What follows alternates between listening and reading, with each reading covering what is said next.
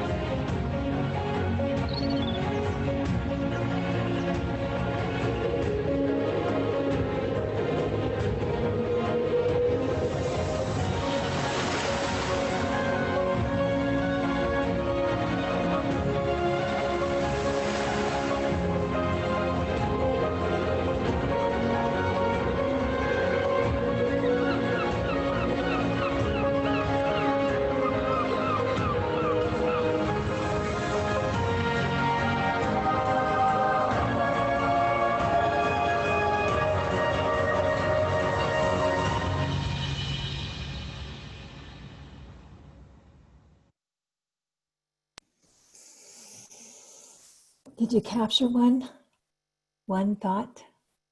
Something you can hold on to this week? I'll post this for you on the Facebook page later in case you want to go back and do that. Connie, will you get us started this morning? I love that video. I am actually going to see if I can't take it off the Facebook page so I can listen to it every morning and every night for a while. That was perfect. Thank you.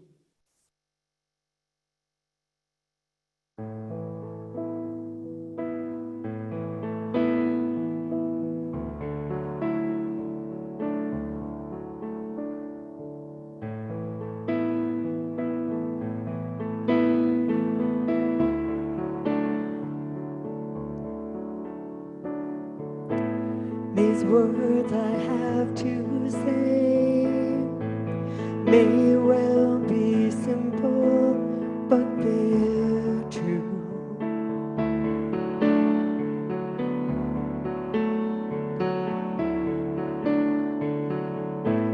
Until you give your love, there's nothing more that we can do.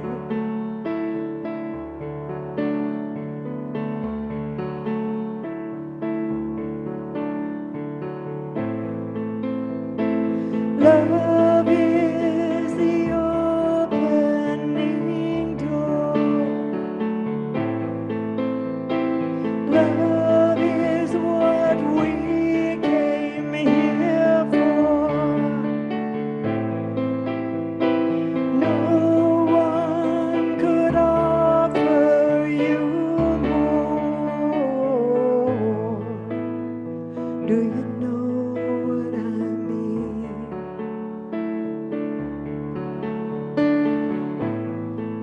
Have your eyes really seen?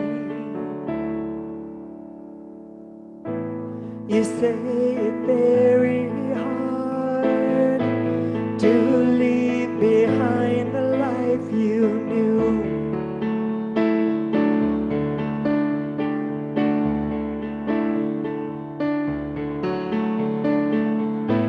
But there's no other way, and now it's really up to you.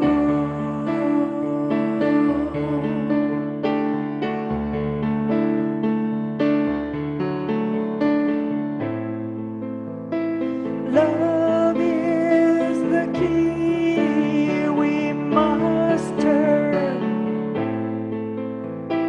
Truth is the flame we must burn. Freedom is a lesson we must learn. Do you know what I mean? Open your eyes and see.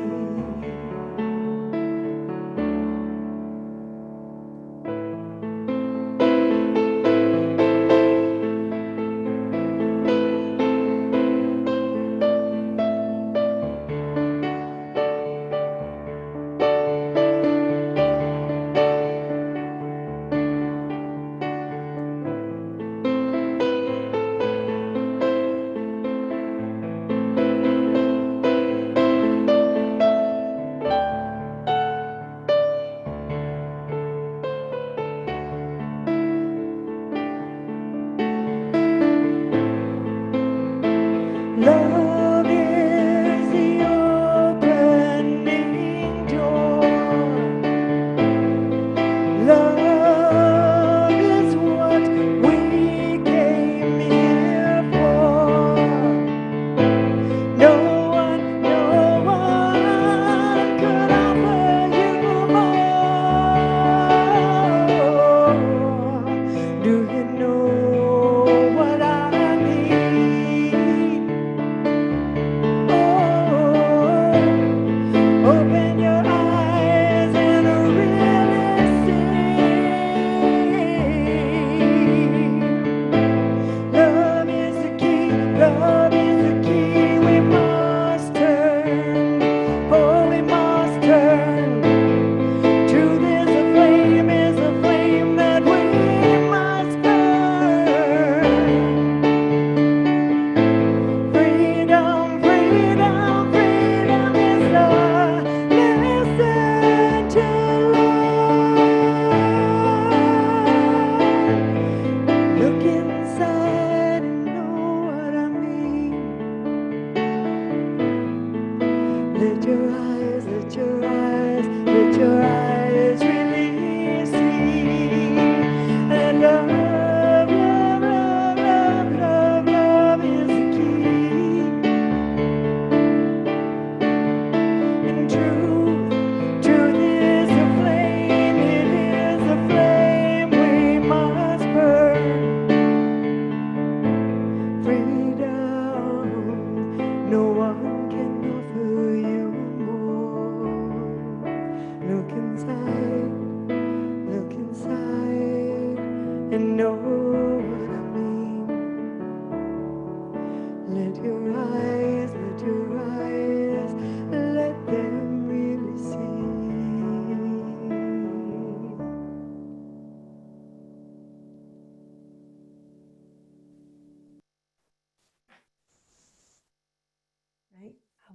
Love is what we came here for.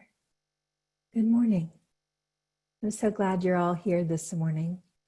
I want you to take a minute, as we always do when we start, and just slide your cursor up to gallery view and take a look across the screen. And notice that these are all real people that you're here with. These are real people behind these names and on this screen. Good morning to all of you. I love seeing your beautiful faces. And it's live. It's not Memorex. We're really here. So I'm grateful that you've chosen to spend the morning with us here at Unity Spiritual Center in the Rockies. So nice to see all of you. I've been thinking all week, our study topic this month is harvesting inner peace. And these topics have been chosen very much in accordance with where we are in our world right now. Right now, inner peace sometimes for me seems far away. There's a lot going on. And as I talk to so many of you, I hear the same thing. You know, every time I think I've kind of settled myself down, something new happens. I noticed that Tricia is with us this morning. I want to acknowledge people in North Carolina had a hurricane last week and an earthquake this morning in the middle of everything else we have going on in our lives. And it kind of feels that way sometimes, doesn't it? That just about the time you kind of settle into your life, some other thing happens. And it doesn't have to be a big thing. It can be something that's happening because somebody posted something on Facebook that annoys you, or you went to the store and people either weren't wearing masks or were wearing masks, depending upon where you stand on the mask issue. It can be any number of things. If you're a parent, it can be the difficulty right now of figuring out how you manage things with kids and school and work and how many people have to use your computer and all of that. But there has been a lot. So in the middle of all of that, it can seem a little far-reaching to talk about inner peace. And yet, isn't that what we're trying to get back to? Isn't that really where we would like to be operating from a place settled in some sense of inner cohesion, some sense of inner peace? So as I've been thinking about this, I've been thinking about thinking this week. And I asked you in the chat box, what is the difference between the human mind and the mind of God, the mind of the holy, the mind of whatever it is you call that other next level that we know is moving through us? So what is the difference between our mind and the mind of the holy? It's kind of an interesting thing to think about in terms of unity theology, isn't it? Because in unity, we understand ourselves to be one with God. We are one with God. So if we are one with God, then our mind is God's mind, right? Nod or shake your head. Yeah, agreed? Not sure. I saw you, Mark. I don't know. How does that really work, Ahriana? There's a really good question, right? How does that really work? So I've been thinking about that thinking. Charles Fillmore said, divine mind is the one and only reality. Divine mind is the one and only reality. And that got me thinking about the word mind and back to thinking. Because our third principle says that, really basically says that we as humans think, and how we think is how we manifest the world around us. So is divine mind thinking? Or are we thinking? Or is divine mind thinking through us? I have turned these things, these concepts around in my head all week. And I'm not certain that I can sit here and tell you that I have a great answer for you. because I think these are things that we have to ponder. I think this is part of where we have to be, is wondering these things. But I am aware that our concept of life comes from words, and that words, when it comes to God, are sorely failing in describing what we experience. And I am aware that we use words to define experiences to the best of our ability, but that they don't always bring forth what we personally are trying to say. So when it comes to thinking about inner peace, or experiencing inner peace, or being in the inner peace of God, all of this becomes really important, doesn't it? How do we define that thing, place, being, field of energy we call God? By whatever name we choose: Great Spirit, I Am, universe, quantum field, quantum consciousness, whatever you choose. How do you define that?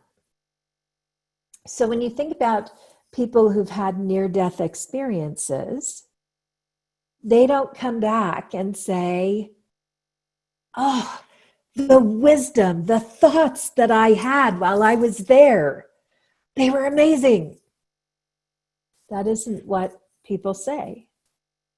What people say when they've had a near-death experience is, I experienced a love beyond any love you can imagine. I experienced a sense of peace that I have never had before. A lot of times they say, I didn't want to come back because the peace was what it was. So when I look at all of this and I give it consideration, I think that when Charles Fillmore was talking about divine mind, that he must have been talking about something more than thinking. That when we say we are one with the divine mind, that the divine mind might be something so much different than our own human mind. Because we do a lot with our human mind, don't we? We do a lot of rambling, there's a lot of monkey chatter in there, isn't there? What do I have to do today? What do I have to do tomorrow? What did I forget to do yesterday? Who do I need to call? Who should I be worrying about? What are the neighbors up to? And where did I put my mask? All of those things. I can't imagine that that's what happens in divine mind. So to follow theologically that we are one with God, and we'll just use that term, we are one with Spirit, we are one with all that is. If divine mind is different than human monkey chatter mind, then there's something there for us to drop into. There is a field of wholeness for us to settle into, because we're never separate from it, are we?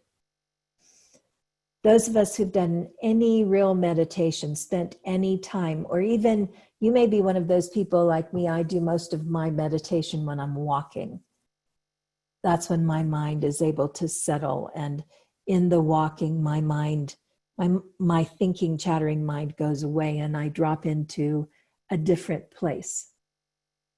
When you meditate down into that place, and for me, it is a sinking in, it may be different for you.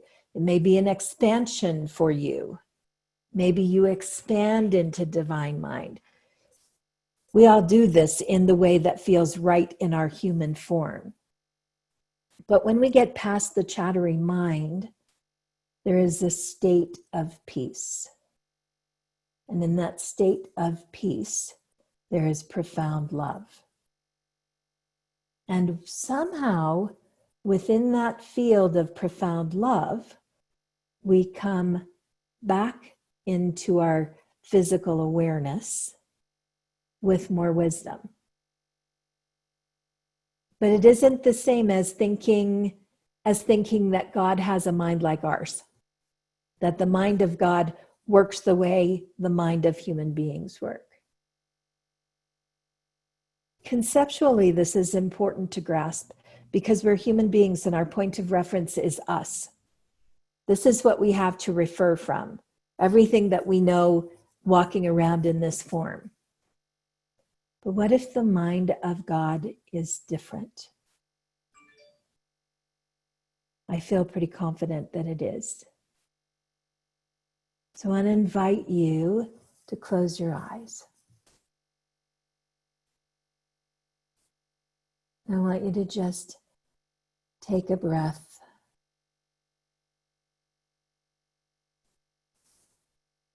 To remember that in the stillness, there is nothing to do. There is only being. That in this being present, being aware, we don't summon the mind of God. We don't beseechingly reach out to the mind of God. We don't call the mind of God to us. We still the inner voice, and we allow. We allow something new and different. It's always present to simply emerge from within us and about us and all around us. We allow it to emerge.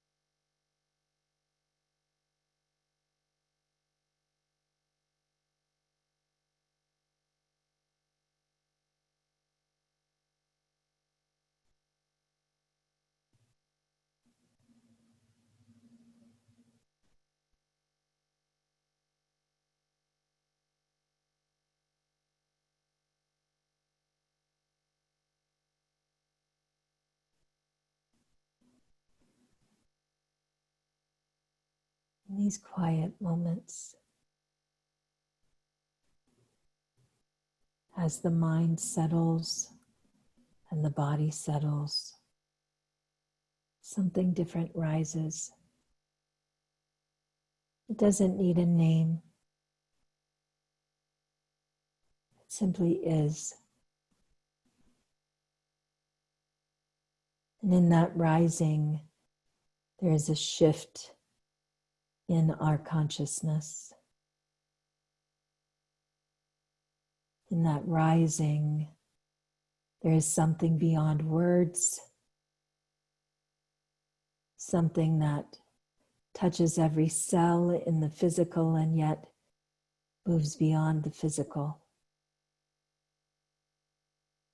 Something in the breath, something in the being, something we can be curious about and go to with curiosity. Something that is us and yet is more than our day-to-day expression. Take a deep breath in. Gently open your eyes and think for a minute about what happened for you. Think for a minute. Feel into that brief moment. Charles Fillmore spent hours a day in that space, in that opening to whatever that divine mind is. And most of his teachings came in his dreams afterward. They came through him and he would wake up with them. Because there's something that happens in the settling into divine mind that isn't about words and isn't about sensation. It's so much more than that. So as we settle into this time of harvesting peace, inner peace, I invite you into more moments, more and more moments of being in the stillness. More and more moments of curiously exploring divine mind as opposed to human mind. As Connie takes us into music, let's just settle into the beauty of this time.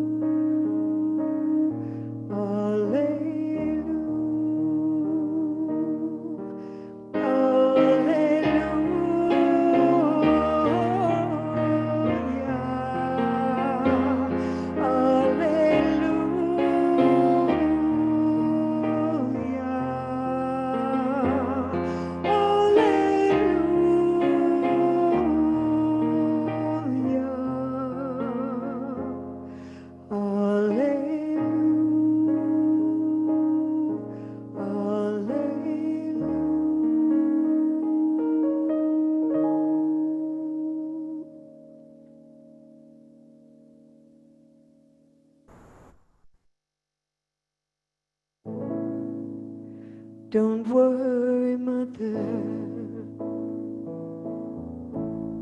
it'll be all right. And don't worry, sister, say your prayers and sleep tight. It will be fine, brother of mine. It'll be just fine. And lend your voices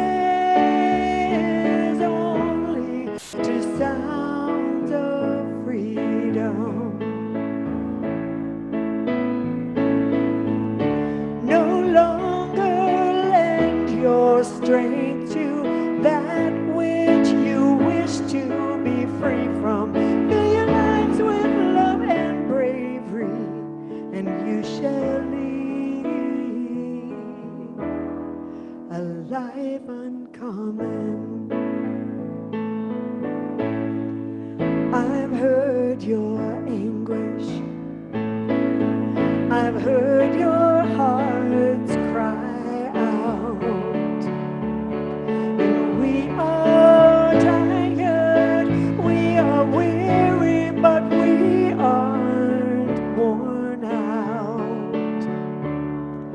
Set down your chains, till only peace remains.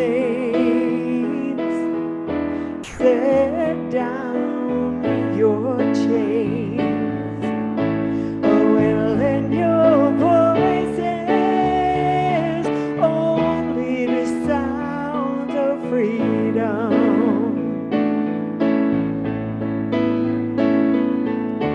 No longer lend your strength to that which you wish to be free from. Fill your lives with love and bravery, and we shall lead a life uncommon. Oh, there are plenty of people who pray for peace, but if that were enough, it would have come to be. Let your words enslave no one, and the heavens will hush themselves to hear our voices ring out clear with peace and freedom, peace and freedom. So lend your voices only the sound of freedom,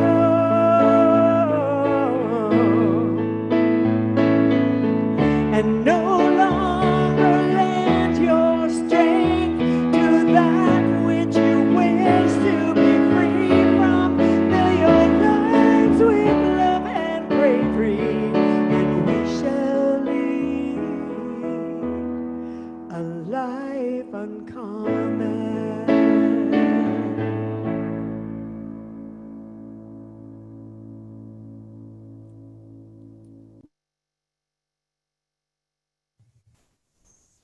Beautiful, Connie. Those words, to live a life uncommon, is really what we're talking about right now, isn't it? To be in a place of inner peace in the midst of the turmoil is very uncommon in our world. And yet, here in Unity and at other places as well, but specific to Unity because we've been studying these ways for a while now, and these ways have been available to us for more than 100 years, 100 and almost 30 years, I think. So we know that by settling into the mind of God, that life changes for us. We know that that's true. And how important is it right now to open the toolbox and take out the tool called stillness? To meditate, to explore divine mind as though we had never met it. To explore divine mind with curiosity and wonder, as opposed to masking it in what we believe the mind to be. Because divine mind is a different place. And for those of us that have meditated deeply or had deep spiritual experiences, I would say that every experience is a bit different. At least that's been how it is for me. Every experience is a bit different, and there is a feeling of familiarity that is congruent across all of those experiences. There is a knowing that this is This is, I can't even find words for it. There is a knowing of this field, like I've known it for all my life, like there's never been anything else but that. And those words are so small in comparison to what I wish I had words for, which is why we have to understand divine mind is it surpasses what the human mind can put into words. What I can tell you is once you experience it, you hunger for it again and again and again. And at this time when we're caught up in human rumblings and mumblings, which we are, our awareness of divine mind, our presence to divine mind, our curiosity about divine mind will change this experience for us. So last week I invited you to make 10 minutes every day to meditate. You would think that this week I would move you toward more, but I'm going to move you toward less. You can meditate as long as you like, but I'm going to invite you to set a timer on your computer or on your phone for a 1-minute meditation makeover twice a day. Just 1 minute. So that when the alarm goes off, wherever you are, unless you're driving, do not do this if you're driving. Do not set it for a time that you're driving. But if you are in a safe space to do it, let your alarm go off, close your eyes, and be still. The timing for us today was about a minute in the stillness. Did you notice the shift? Another part of our human thinking is that more is better. And more can be really good. And sometimes in our crazy life, we need 3 minutes at different intervals during the day to reset ourselves, to come back to ourselves, to just stop, open to divine mind, and then start again. And sometimes that's more important than sitting for hours, because the reset lets us go to the next thing. So as you harvest inner peace this week, I want to invite you to have a 1-minute meditation makeover to reset yourself as often as you would like during the day. But set a timer for it so that it really happens for you. And notice if it makes a difference. Notice if your nervous system begins to settle. Notice if you breathe differently, because we lose our breath. Sometime we'll have Connie talk about that, about the importance of finding your breath again. We lose our breath in the thinking. So breathe and be still and be curious about divine mind. I'd love to know your thoughts as you go through this experience. Next week, I'll ask you in the chat box. And I'm excited to read. Like Connie said, we both sit a ways back from the screen. So if I want to read this, I have to get way up here, which is not very pleasant. So, and Connie's even farther back because she's got a keyboard between her. So we can't necessarily see what's in the chat box until we actually take time to go in and look. But I'm anxious to see, I see the screen rolling, and I'm anxious to see what you have to share. I want to thank you again for being here. Thank you for the abundance that you bring into each other's lives and our lives. And we are very blessed to spend our Sunday mornings with you. The last few months have been challenging for us, all of us. And we rarely talk about the challenges that go on for our staff, but this morning I want to talk just briefly about the fact that our staff has been pretty much available around the clock, 24 hours a day for the last several months. We have slept with our phones near us. We have taken middle of the night calls. We have taken calls 7 days a week. It has been our great pleasure to be there for the community as we've gone into this time. And we need to begin to rein back a little bit, because everybody has to have time to breathe and time to rest. And this is especially true for Chris, who is responsible for emails and phones. And she has really worked hard to be available whenever you need her, because sometimes we just need somebody right now. And she's tried to get those messages out to all of us. And it's time, like I said, to rein back a little bit. You'll remember that we at one time were in a building and we had office hours. And that meant there was life beyond this service. And we need to give Chris some office hours again. Even though office is at home, we need to get back to office hours. So Chris is going to be available at very regular times. Chris, can you post those hours for us in the chat box? And I'm going to go over them as well. She will be available on Sunday from 9 to 11:30, which is about how long it takes us to move through the service. And then she'll be off on Sunday afternoon all the way to Tuesday, which means Monday is a day off for Chris. So if you send email or you leave a phone message, you are not likely to get a response on Monday. Most of you have my email. I check my email every day. You can send me an email if it's an emergency, but Monday is my day off as well. So both Chris and I get done on Sunday afternoon. I have my minister's nap. I don't know what Chris does, probably shopping for her grandma. And then we have Monday off. Tuesday, Chris is in the office from 9 to 5. Wednesday, Chris is in the office from 9 to 5 in the virtual office. Don't go to the building. She's in the virtual office those 2 days.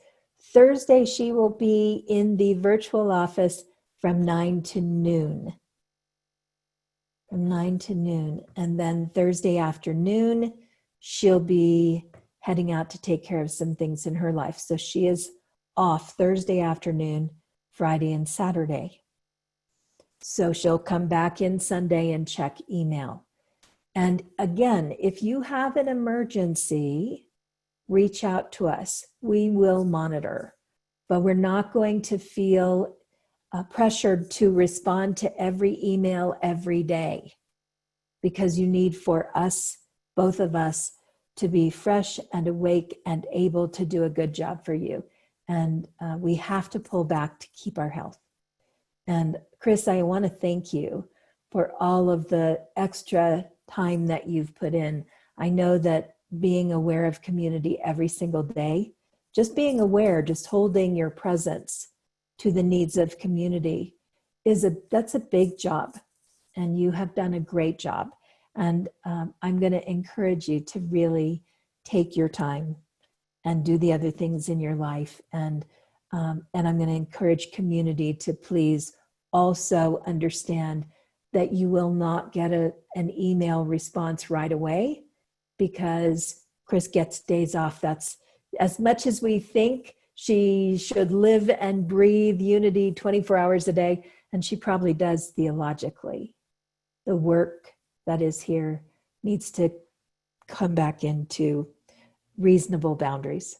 So I appreciate you all so much for understanding that, and for working with her, and for working with me as well, because when Chris is working all the time, I'm working all the time.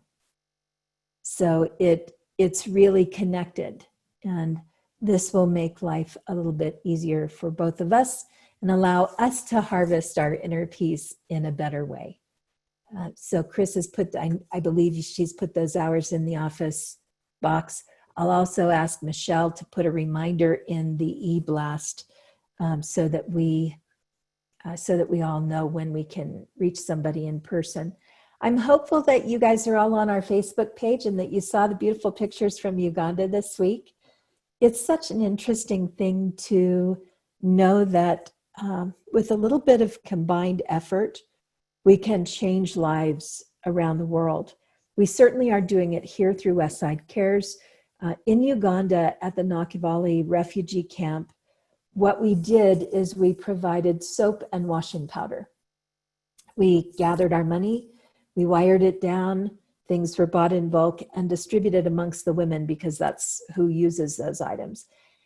And it's important to understand those things seem like such common things for us. They're really, really important to the people in the refugee camp because the way they get their water for washing is to collect it actually by digging holes in the ground and letting it fill up. And so the water sits until it's time to repump or until the rains come. But they have a problem with malaria and a problem with typhoid as a result of that. So being able to wash with soap, having washing powders to wash is a serious health issue for them and saves lives. It may not seem like it's very important or that you would be, woohoo, exciting, I get soap and washing powder. It's like when your husband gets you a vacuum cleaner for Christmas. It's not the most exciting thing to us. In Nakivale, it's incredibly, incredibly important and life-saving. So I want to say thank you to all of you who pitched in to help. I really appreciate it. I'm going to see what I can do this week for them. The younger people, their way of working off energy and having fun is to play soccer. And they have some kind of trees there. You'll remember last year, we bought soccer shoes, tennis shoes, and we bought uniforms and we bought soccer balls for a large group of young men who were playing there. And DY just let me know that they kicked their last soccer ball into a big thorn tree this week, and they don't have soccer balls anymore. So we'll be talking more next week. I asked them to get me some pricing and let me know what it would take to get them a couple more soccer balls. So we'll be continuing to do those things because play is really important when you're in a place like that, isn't it? When you're away from anything that feels normal. And these folks have some big challenges. So I'll let you know what needs come up around that next week after I have some more information. I'm grateful for the abundance of this community. It doesn't take a lot for us to change the world. We were able to supply their whole village with washing powder and soap for about $180. And it doesn't take a lot because their costs are different than ours, but it makes a huge difference. So I just want to say thank you for your generosity. And I want to remind you how easy it is to change the world. How when we work together, it doesn't take very much. We can all pitch in. We can all pray. We can all hold good thoughts around what's happening, and we can all make a difference. You are making a difference there. You are making a difference here in our community as we continue to send food and supplies, things that are needed for Westside Cares. We know that the numbers have gone up. We also know that every time I talk to Christy over at Westside Cares, she raves about Unity people and how many stop by and how many send things and what a difference it makes. So you are changing lives, and you continue to change lives at our Unity Center with your contributions. Thank you as well for your generosity there. We continue to care for our building, and there will come a time that we go back. I can't wait for you to see it. It's beautiful. Everything is so clean and sparkly. So it will be a joy when we get back into the building. And in the meantime, we continue to take care of our responsibilities, and we're able to do that because of your generous hearts. I know that Chris will post in the box how you can make a donation. You can do it as simply as going to unityrockies.org. Unityrockies.org is our website. You'll find all kinds of links there, everything that you need. You'll find a link to Soul Talk Tuesday, which has been so much fun to do for you because I know these really cool people out in the world. And I've just been getting them online, and we've been doing live interviews and then also putting up the recording later, and it's been fun for me to reconnect and really fun to introduce you to some of the really cool people in my life that are doing great things in the world. This week, I'll be talking to Janet Farnsworth. Janet Farnsworth is an author and a body positive innovator who doesn't really care what your body looks like. She cares that you love being in it. And she has a lot to say about the unhealthy way we in the Western world judge our bodies, and about how to get in a different frame of mind about the blessing of your physical form. So I hope you'll join me. That'll be 6 o'clock on Tuesday. So I'll see you then. I know that Julie continues with her classes. I have heard great comments about how much people are loving the prayer class and the mastermind. So thanks, Julie, for all that you're doing. We're very abundant, aren't we? And I want to give you a heads up that on the 23rd of August, we'll be doing a celebration service right here with High Plains to celebrate them renewing their contract with us and continuing to partner with us going forward, and to celebrate the oneness that we experience with them, our greater Unity Campus community. You will have the opportunity at that time to drive by the campus. We're going to do a piece of physical art that you will be able to drive by and participate in one at a time, so that you're completely safe on that weekend. So we'll tell you more about that as we get closer. Reverend Julia and I are working out the details on that, but it'll be really fun and a really sweet way to tie our communities together. So let's be thankful for our abundance, for the abundance of blessings that we have in the people on the service, for the abundance of blessings that we have in our ability to change the world, for the fact that we are reaching out and joining hearts in our community, not only on the Unity campus, but citywide. Let's hold in our hands some awareness of the gifts that we give, that the gifts that we give are changing the physical world. So let's put our hands together and hold an awareness of how we are changing the world. And let's repeat our affirmation of abundance. Divine love through me blesses and multiplies all that I have, all that I give, and all that I receive. So it is. Let's pray our way out, shall we?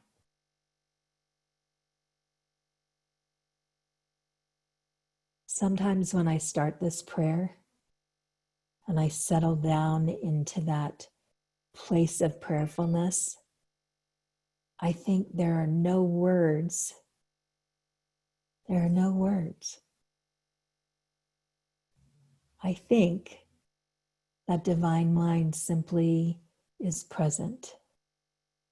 That in the stillness, we know divine mind. That no other prayer can top that. So in this moment, I invite you to just a few seconds of silence to reconnect.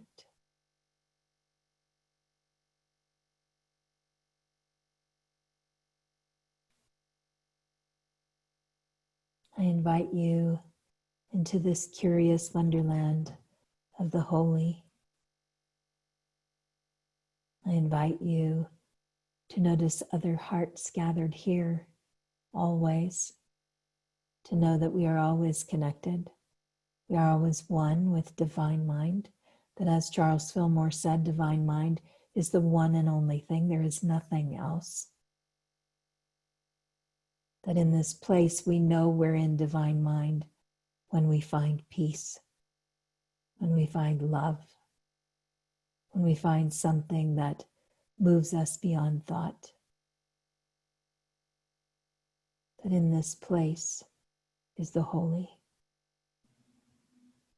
And we start here, and then we move out in gratitude for each other, in gratitude for the many blessings that we receive, in gratitude that there is a way for us to gather across the ethers. We close this service in gratitude. And so it is, and amen.